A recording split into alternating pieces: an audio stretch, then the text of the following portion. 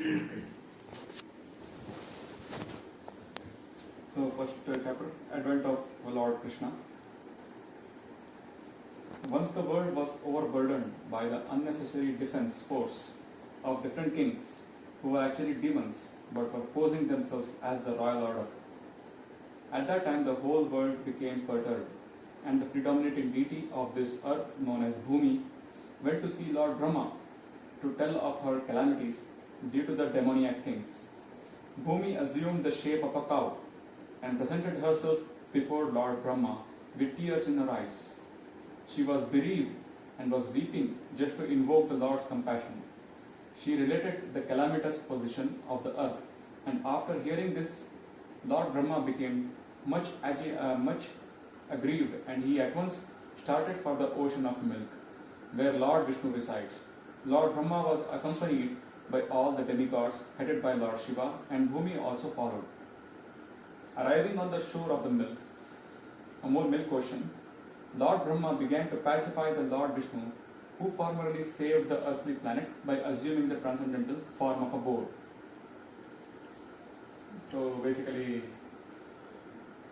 before the advent of Lord Krishna, the earth is completely filled with demons.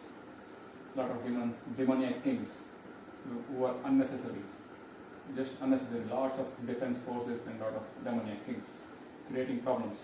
So the Earth's planet, the predominant deity of the earth, called Bhumi. So she actually was very aggrieved. So she wanted some solution. So she went to Brahma in the form of a cow. She becomes a cow and goes to Brahma, assumed the shape of a cow, and presented herself before Lord Brahma with tears in her eyes. And she was bereaved and was weeping just to invoke the Lord's compassion.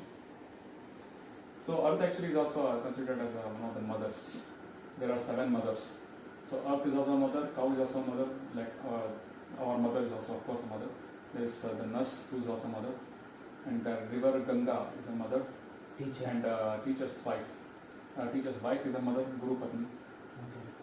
Teacher's wife is a mother, and I don't know. Raja Patni. Raja Patni. And then king's wife is also considered as a mother, king's wife. So all these are mothers. So Bhumi is also a mother, and she is just weeping because of all the nasty things going on the planet. So Brahma is also very, very agitated, aggrieved, and he at once goes to the ocean of milk. It's called Kshirodaka ocean. Shira means milk. Kshirodaka means milk ocean. So that's why it's called Kshirodaka Shai Vishnu. Kshirodaka Shai means Vishnu sleeping on the ocean of milk. So that Vishnu, Brahma is going every time some problem happens. So Kshirodaka Shai Vishnu is the first Vishnu to whom Brahma goes and for the complaints and everything. So he goes there and sings the Purusha Sukta. There is one particular hymn that Brahma sings to call Vishnu. So he does the same thing now. In the Vedic mantras, there is a particular type of prayer called Purusha Sukta. Generally, the demigods offer their obeisances unto Vishnu, the Supreme Personality of Godhead, by chanting the Purusha Sukta. It is understood herein that the predominating deity of every planet can see the Supreme Lord of the universe, Brahma, whenever there is some disturbance in his planet. And Brahma can approach the Supreme Lord Vishnu not by seeing him directly, but by standing on the shore of the ocean of milk. There is a planet within the universe called Shvetadvipa, and on that planet there is an ocean of milk. It is understood from various Vedic literatures that just as there is the ocean of salt water within this planet, there are various kinds of oceans in other planets. Somewhere there is an ocean of milk, somewhere there is an ocean of oil, and somewhere an ocean of liquor, and many other types of oceans. Purusha Sukta is the standard prayer which the demigods recite to appease the Supreme Personality of Godhead, Kshirodaka Shai Vishnu. Because he is lying on the ocean of milk, he is called the Kshirodaka Shai Vishnu.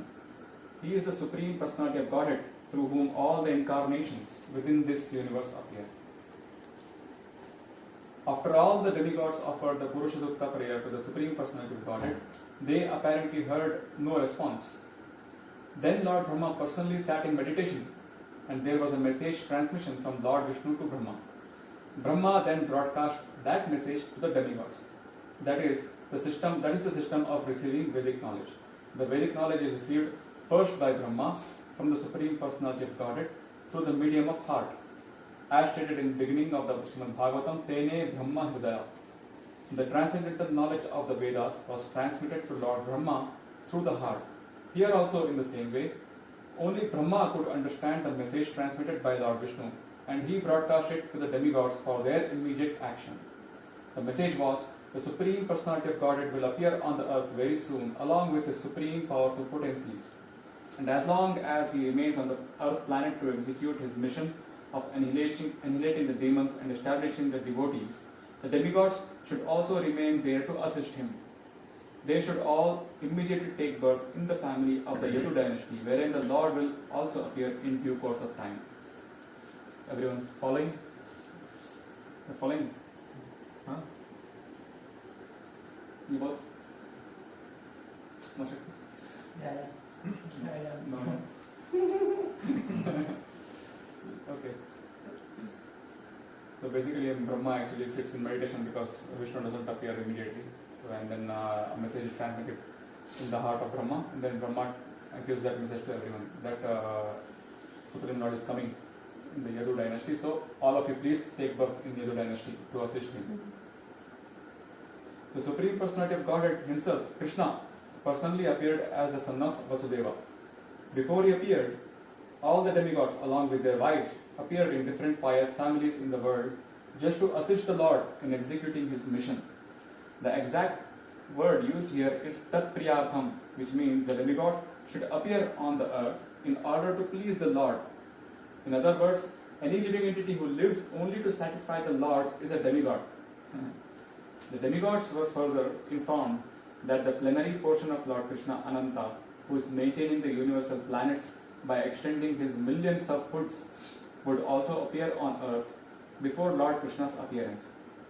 They were also informed that the external potency of Vishnu, Maya, with whom all conditioned souls are enamored, would also appear just to execute the purpose of the Supreme Lord. So Ananta will also appear. Ananta means basically Balarama will appear before the Lord. Before the Lord, Ananta will appear as Balarama. And also external potency of Vishnu, that is Maya. Maya Devi will also appear to support the mission of the Lord.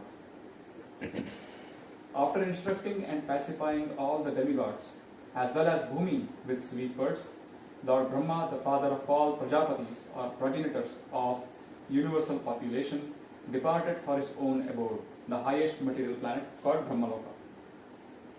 The leader of the Yadu dynasty, King Shurasena, was ruling over the country known as Mathura, as well as the district known as Shurasena. On account of the rule of King Shurasena, Mathura became the capital city of all kings of the Yadus. Mathura was also made the capital of the kings of the Yadu dynasty because the Yadus were a very pious family and knew that Mathura is the place where Lord Krishna lives eternally, just as he also lives in Dwarka. So they already know that Mathura is the place where Lord Krishna lives, because there is also eternal Mathura.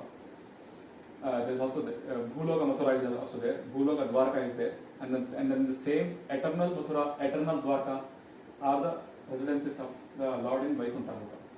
You understand? No? Yes? No? It's reflection. So here you go to Mathura. What do you see? Mathura, you can see all the people there in Mathura and all the buildings and everything, right? So that is the Bhuloka Mathura here. But if you go to the Vaikuntha planet, there is also Mathura, there is also Dwarka. But it doesn't look like here, the buildings like this, concrete buildings are mounted. It is the original Mathura there. ಹೇಗಿರ್ತದೆ ನಾವು ಹೋಗ್ತಾ ಇದ್ದೀವಿ ಬರ್ತೀಯಾ? Gold ಮನೆ ಇಲ್ಲೆಲ್ಲ ಬುಕ್ಕಲ್ಲಿ ಬರೀತಾರೆ. ಹೋಗ್ತಾ ಇದ್ದೀವಿ ಬರ್ತೀಯಾ? ತೋರಿಸ್ತೀನಿ ಬಾ. ನೀವು ಶುರು ಬಂದೆ ಇಟ್ಕೊಂಡ್ರೆ ತಗೊಂಡು ಇವೆಂಚುಲಿ. ಸೊ ಅದೇ ಅಲ್ಲಿಂಗಿರುತ್ತೆ ಅಂದರೆ ಎಲ್ಲ ಒರಿಜಿನಲಿ ಹೇಗೆ ಕೃಷ್ಣ ಇಲ್ಲಿ ಇರಬೇಕಾದ್ರೆ ಹೇಗಿತ್ತು ಹಾಗೆ ಅದಿರುತ್ತೆ. 5,000 ವರ್ಷ ಹಿಂದೆ ಹೇಗಿತ್ತು ಆಲ್ಮೋಸ್ಟ್ ಹಾಗೆ ಅಲ್ಲಿರುತ್ತೆ ವೈಕುಂಠದಲ್ಲಿ. ಅದೇನಂದ್ರೆ ಅದು ಚೇಂಜ್ ಆಗಲ್ಲ. ಇಲ್ಲಿ ಎಲ್ಲ ಬರುತ್ತೆ ಹೋಗುತ್ತೆ ಬೇರೆ ಬೇರೆ ರಾಜರು ಬಂದು ರೂಲ್ ಮಾಡ್ತಾರೆ, ಮುಸ್ಲಿಮ್ಸ್ ಬಂದು ರೂಲ್ ಮಾಡ್ತಾರೆ, ಎಲ್ಲ ಮಾಡ್ತಾರಲ್ಲ, ಆ ಥರ ಆಗಲ್ಲ. ಸೊ ಇದು ಮಥುರಾನೇ ಆಯ್ತಾ. ಇಲ್ಲಿ ಬಂದಿದ್ರು ಕೃಷ್ಣ ಭಗವಾನ್ ಬಂದ್ಬಿಟ್ಟು ಹೋದ್ರು ವಾಪಸ್. ಇಲ್ಲೋದ್ರು ವಾಪಸ್ ಅವ್ರು ಇದಕ್ಕೆ ಹೋದ್ರು ಒರಿಜಿನಲ್ ಅಬೌಟ್ ಇದು. ಸೊ ಆ ಥರ. So in the scriptures it is written everywhere that Mathura, Dwarka, Vrindavan are places of the lord. Srimad Bhagavatam is eternal, right? Srimad Bhagavatam is everyone knows Srimad Bhagavatam, it's eternal. So, but these leelas keep happening. This Bhuloka Leela is happening. Happened here 5,000 years ago. In some other universe, it's happening now. Understand? In so many millions of universes are there. So every universe is going through some yugas, right? So in that Dwapara Yuga, Krishna and Radha are there also. So it's like that. So everywhere it's happening. Srimad Bhagavatam is like saying. So that's eternal truth.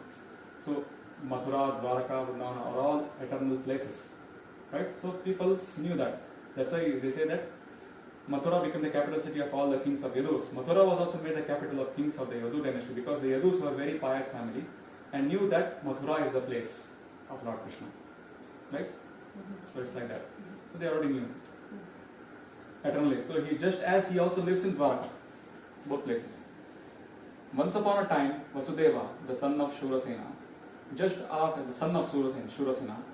after marrying Devaki, was going home on his chariot with his newly wedded wife. The father of Devaki, known as Devaka, had contributed a sufficient dowry because he was very affectionate towards his daughter. Dowry, you know dowry. Dowry means like when your daughter gets married to some person, the father he gives a lot of money to that to the bridegroom. In India, that is a tradition. Yeah. It goes Along with the daughter, they also give a lot of riches. Yeah. Huh? Car, home. Not car, man. ಅವ್ರು ಹೇಳ್ತಾರೆ ನಾವು ಕಣ. They give a lot of cows. They give a lot of wealth. All the cows is like it will come in the description. I'll just explain now what has been given. He had contributed hundreds of chariots completely decorated with gold equipment. Right? At that time, Dwaraka had contributed a sufficient dowry because he was very affectionate towards his daughter. He had contributed hundreds of chariots completely decorated with gold equipment and lots of cows also. At that time, Kamsa, the son of Ugrasena, in order to please his sister Devaki, had voluntarily taken the reins of the horses of Vasudeva's chariot and was driving. So Kamsa is the brother of Devaki, and he is actually driving the chariot. And there is Vasudeva and Devaki sitting behind, and Kamsa is driving the chariot to Vasudeva's home. Kamsa himself is taking Devaki and Vasudeva. According to the custom of Vedic civilization, when a girl is married, the brother takes the sister and brother-in-law to their home. Brother and brother-in-law. Because the newly married girl may feel too much separation from her father's family, the brother goes with her until she reaches her father-in-law's house. The full dowry contributed by Devaka was as follows: 400 elephants, fully decorated with golden garlands. 400 elephants, okay. 1,500 decorated horses. 15,000 decorated horses. 1,800 chariots. He also arranged for 200 beautiful girls to follow his daughter. The Kshatriya system of marriage, still current in India, dictates that when a Kshatriya is married, a few dozen of bride's young girlfriends, in addition to the bride, go to the house of the king. The followers of the queen are called maidservants, but actually they act as friends of the queen. This practice is prevalent from time immemorial, traceable at least to the time before the advent of Lord Krishna 5,000 years ago. So Vasudeva brought home another 200 beautiful girls along with his wife. So that was the system. So that these wives are actually coming from maybe I don't know from where they come from, but they are also sent along. Maybe just lower caste, girls who actually assist the bride, assist the queen basically. Queen to be, assist the queen to be. They actually assist the queen to, just be in like a good mood always, and then get her dressed, and so many things. Daily Yeah, needs. Kshatriya wives are like that. Just to give her company. So there are 200 other girls along with the Kshatriya wife. So that was the custom before. While the bride and bridegroom were passing along on the chariot, there were different kinds of musical instruments playing to indicate the auspicious moment. There were conch shells, bugles, drums, and kettle drums combined together. They were vibrating a nice concert. The procession was passing very pleasingly, and Kamsa was driving the chariot when suddenly there was a miraculous sound vibrated from the sky, which especially announced to Kamsa, Kamsa, you are such a fool. You are driving the chariot of your sister and your brother-in-law, but you do not know that the 8th child of the sister will kill you. Kamsa was the son of Ugrasena of the Bhoja dynasty. It is said that Kamsa was the most demoniac of all the Bhoja dynasty kings. Immediately after hearing the prophecy from the sky, he caught hold of Devaki's hair and was just about to kill her with his sword. Vasudeva was astonished at Kamsa's behavior, and in order to pacify the cruel, shameless brother-in-law, he began to speak as follows. With great reason and evidence, he said, My dear brother-in-law Kamsa, you are the most famous king of the Bhoja dynasty, and people know that you are the greatest warrior and valiant king. How is it that you are so infuriated that you are prepared to kill a woman who is your sister at this auspicious time of her marriage? Why should you be so much afraid of death? Death is already born along with your birth. From the very day you took your birth, you began to die. Suppose you are 25 years old, that means you have already died 25 years. Every moment, every second you are dying. Why then should you be so much afraid of death? Final death is inevitable. You may die either today or in 100 years. You cannot avoid death. Why should you be so much afraid? Actually, death means annihilation of the present body. As soon as the present body stops functioning and mixes with the 5 elements of material nature, the living entity within the body accepts another body according to his present action and reaction. It is just as when a man walks on the streets, he puts forward his foot, and when he is confident that his foot is situated on the ground, he lifts the other foot. In this way, one after another, the bodies change and the soul transmigrates.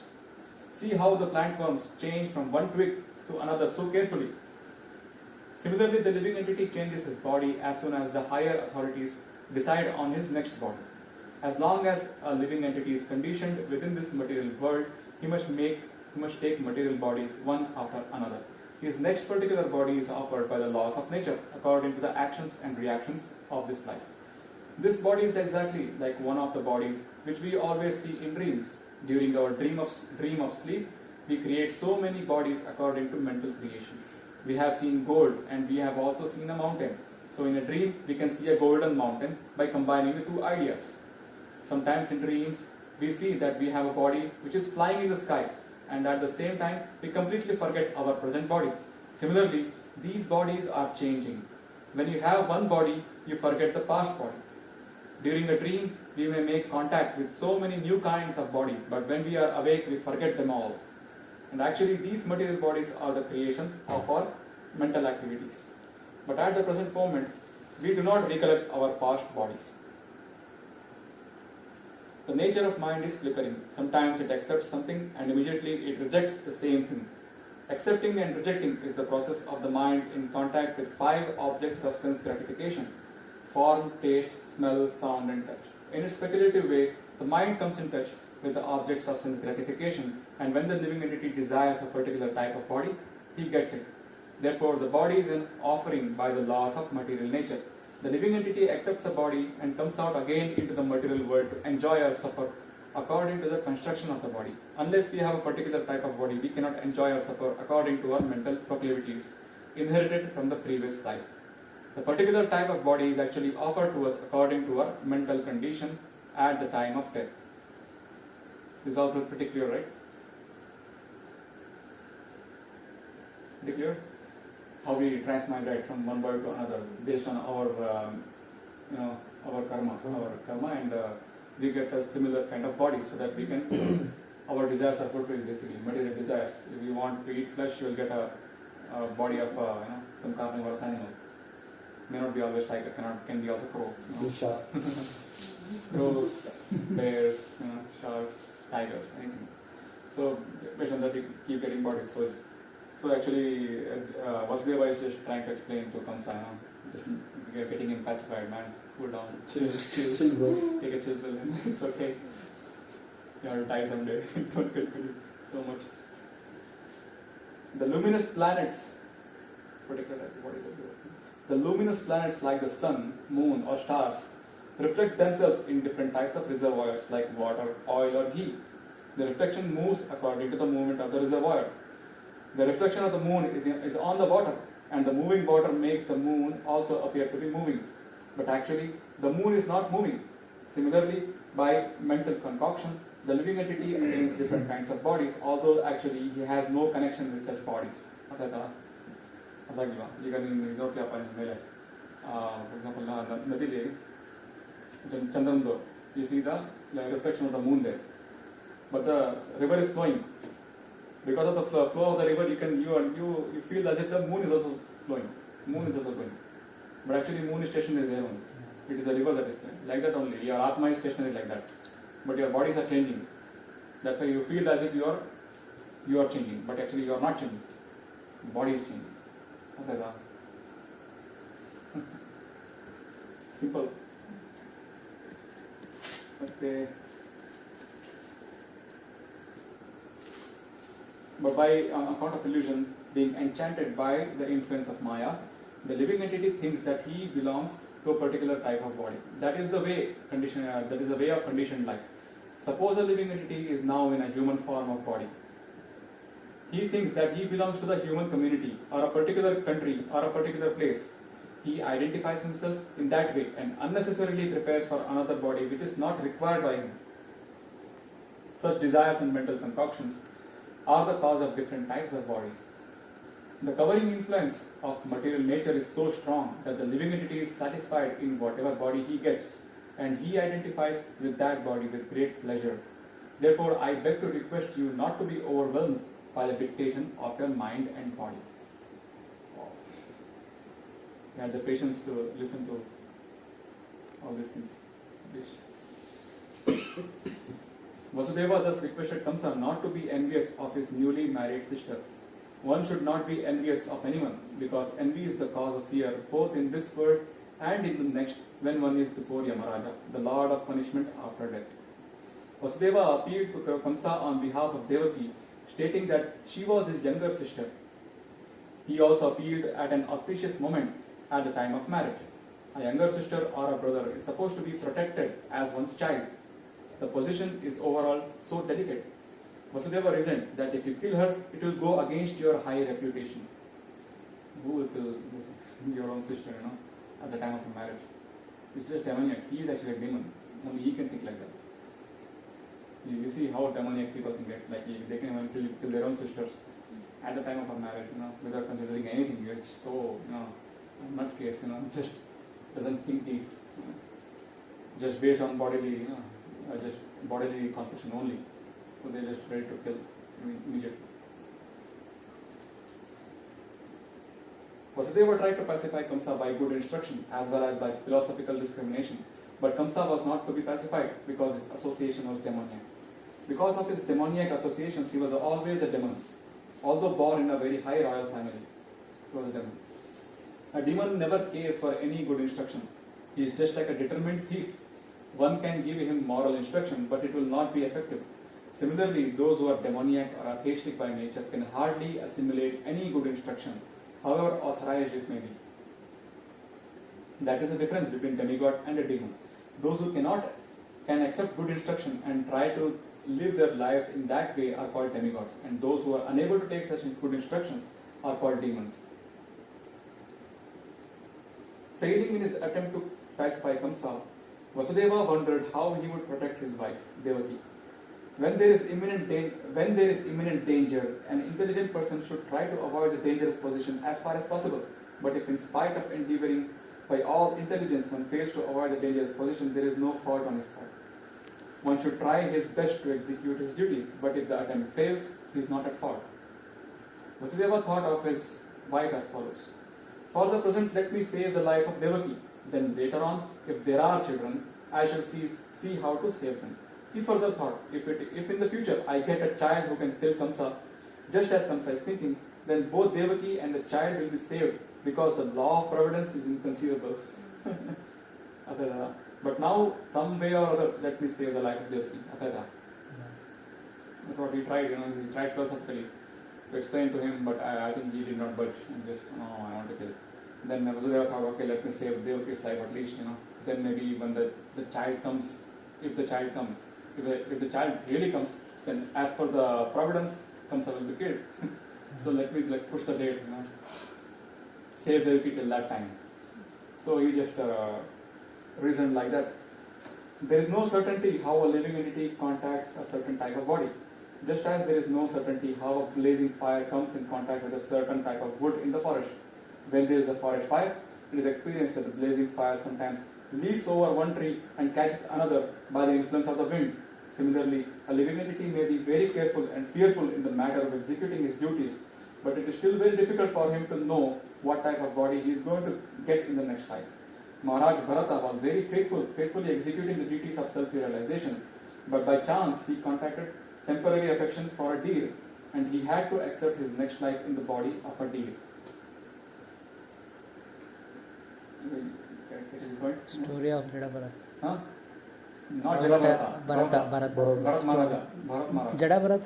Jada Bharata there. Jada Bharata is the child who goes to some rishi to get him in school, and then Jada Bharata, the rishi says that who is the father? Other. That's what is different. ये भरत है यार. सत्य का मजा बना रहा है. सत्य का मजा बना रहा है. Jada Bharata का नाम है. Yeah, he's Jada Bharata. This Bharata is the son of Shakuntala. Son of Shakuntala, and who is the king's name? Shakuntala's husband. Vishwamitra. Forget. But his son of Shakuntala is Bharata. Son of Shakuntala. So this Bharata is the king of the earth, basically. He's a big king. And then in the end of his life, he actually he's performing austerities and so many things for self-realization. But he gets attached to a deer. He's taking care of a deer and gets very attached. And then in the end, when he's going to die, he just remembers his deer. Oh, what will happen to my deer? He's going to die. Who will feed him and everything? Then when Bharata dies, he takes the body of a deer because he's thinking of deer when he's dying. So that's how it goes, the karma. The karma goes like that. Wherever your attachment is there, attached to Subhadra.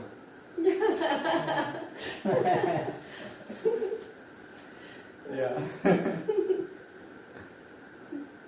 Yeah, be careful.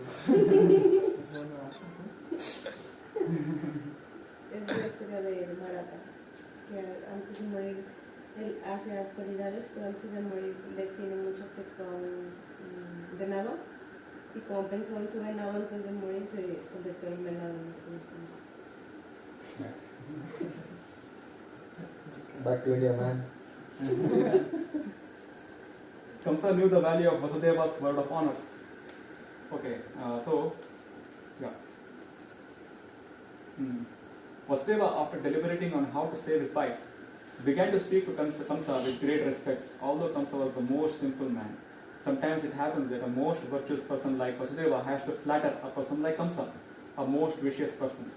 That is the way of all diplomatic transactions. Although Vasudeva was deeply aggrieved, he presented himself outwardly as cheerful.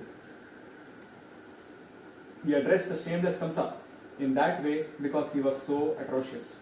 Vasudeva said to Kamsa, "My dear brother-in-law, please consider that you have no danger from your sister. Right? You are awaiting some danger because you have heard a prophetic voice in the sky. But the danger is to come from the sons of your sister who are not present now. And who knows, there may or may not be sons in the future. Considering all this, you are safe for the present. Nor is there cause of fear from your sister. If there are any sons born of her, I promise that I shall present all of them to you for necessary action." So he promises his sons to Kamsa, saying that whenever a son is born, I will give it to you. Just leave Devaki for now. Devaki is not going to kill you. Kamsa knew the value of Vasudeva's word of honor, and he was convinced by this argument. For the time being, he desisted from the heinous killing of his sister.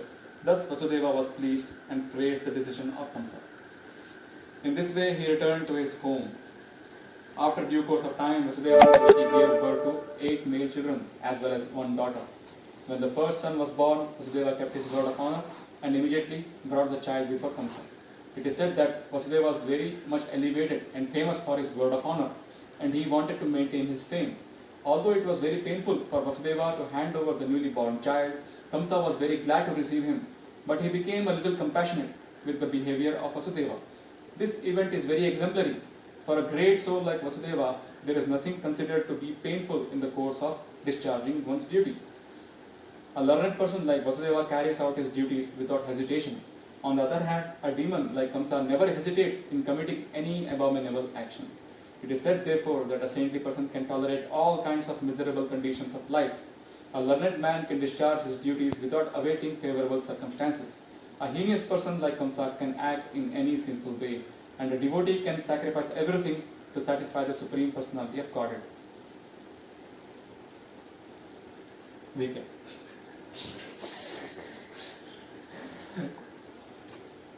So that is the way, that is the nature of the learned and the devotional, the devotee basically. So he keeps his word and he doesn't shirk from his duty. Whatever duty is appointed to him, he will carry out. Whatever be the circumstance, whatever the situation, he will carry that out. He will not go, he will not step back from his word. But demons, actually, whatever they say, they may just do the opposite whenever they want. Whatever suits them, they will do. Whatever they say is different, whatever they do is different. Like that. Kamsa being satisfied by the actions of Vasudeva, he was surprised to see Vasudeva keeping his promise and being compassionate upon him and pleased. He began to speak as follows: "My dear Vasudeva, you need not present this child to me. I am not in danger from this child. I have heard that the 8th child born of you and Devaki will kill me.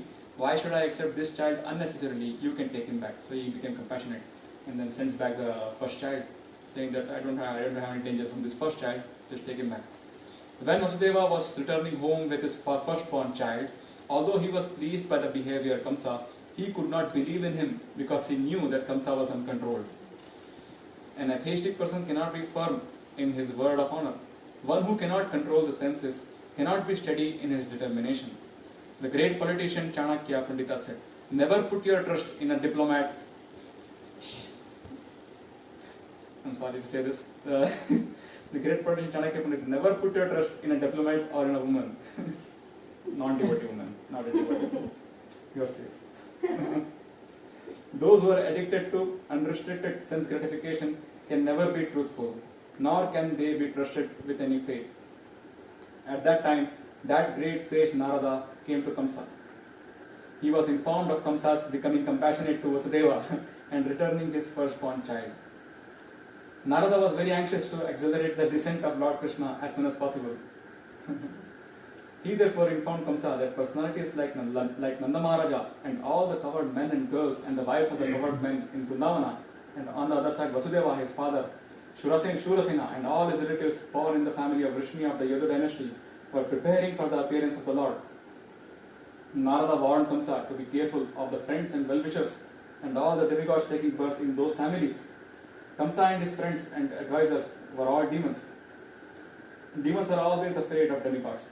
After being thus informed by Narada about the appearance of the demigods in different families, Kamsa at once became alert. He understood that since the demigods had already appeared, Lord Vishnu must be coming soon. He at once arrested both his brother-in-law Vasudeva and Devaki and put them behind prison bars. So Narada comes and just quickens things up, Oh, why wait, he's so compassionate now, he's just, Then the second child will be born much later, If this child is killed, then the second child will be born earlier, Like that, the 8th child will come fast. He wants to accelerate Krishna's appearance. Narada comes, man, why are you sending him back, They are all preparing for your ultimate destruction. All demigods are coming and taking birth. You are a fool to let that boy go. Then, and all the supporters of Kamsa, they understand Narada's argument. Yeah, he's right, you should do this. They just misguide him. Within the prison, shackled in iron chains, Vasudeva and Devaki gave birth to a male child year after year, and Kamsa, thinking each of the babies to be the incarnation of Vishnu, killed them one after another. He was particularly afraid of the eighth child, but after the visit of Narada, he came to the conclusion that any child might be Krishna. Therefore, it was better to kill all the babies who took birth of Devaki and Vasudeva. This action of Kamsa is not very difficult to understand.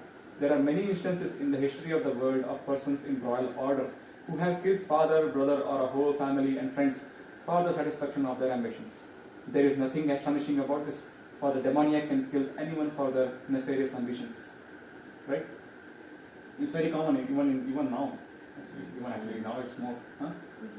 Brothers killing brothers, in the Mughal dynasty, if you see, we read about history in Mughal dynasty and so many dynasties. So always, if the father dies and there are so many brothers left to take the throne, and then all brothers are planning to kill someone else, their brother. Like, for example, Aurangzeb planned to kill Dara Shikoh, and actually he killed him. Aurangzeb killed Dara Shikoh, and then Aurangzeb put Shah Jahan behind bars, his own father actually. Aurangzeb actually put his own father behind bars in Mughal. So many stories are there. Ashoka was also in the same. He also killed so many of his brothers. King Ashoka the Viewer, whom we call Ashoka the Great, right? And he became a Buddhist in the end. But actually, he also killed his father when he gave rubber to a lot of people. So it's very common. So it comes also to maintain his own position. He killed all sons of Devaki and Vasudeva. Kamsa was made aware of his previous birth by the grace of Narada. He learned that in his previous birth he was a demon of the name Kalanemi, and that he was killed by Vishnu.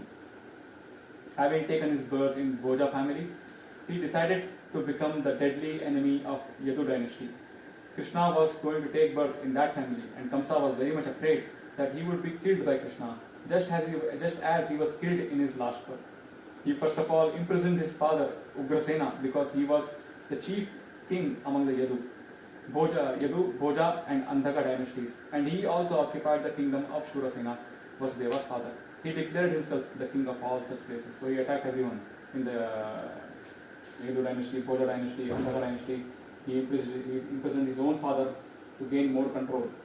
So he just put everyone behind bars and dethroned everyone and became the king himself. Kamsa. So that is the first chapter. Advent of Lord Krishna.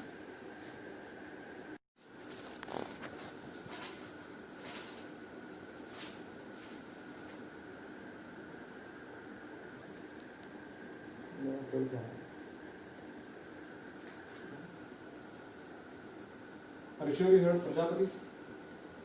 I think so. Okay. Prajapati, but I'll just answer. Prajapatis, here it is. After instructing and pacifying all demigods as well as Bhumi with sweet words, Lord Brahma, the father of all Prajapatis, or progenitors of universal population, departed for his own abode, the highest material planet called Brahmaloka. So he is actually, Brahma is the first person to come to the, he is the father of the material world. He created the material world basically. And then to increase the population of the planet, to increase the population, he gives birth to 8 Prajapatis, 8 sons, his own sons. So the sons of Brahma are called Prajapatis, sons of Brahma. So there are different rishis. Narada is also Manasaputra, but he is celibate. Narada is a Manasaputra, means he comes from the mind of Brahma. But there are other Prajapatis also, like Daksha. Daksha, you know Daksha? Not heard Daksha. Daksha is one of the Prajapatis. And there are other Prajapatis also like that, like Daksha, who are actually appointed to produce sons and daughters, to fill this planet up. Because initially no one was there, right? There was just Brahma, right? And then he produced his sons by taking a wife. And then he produced sons, 8 sons basically. Those are 8 Prajapatis. And then he sent them to planet Earth to different kingdoms.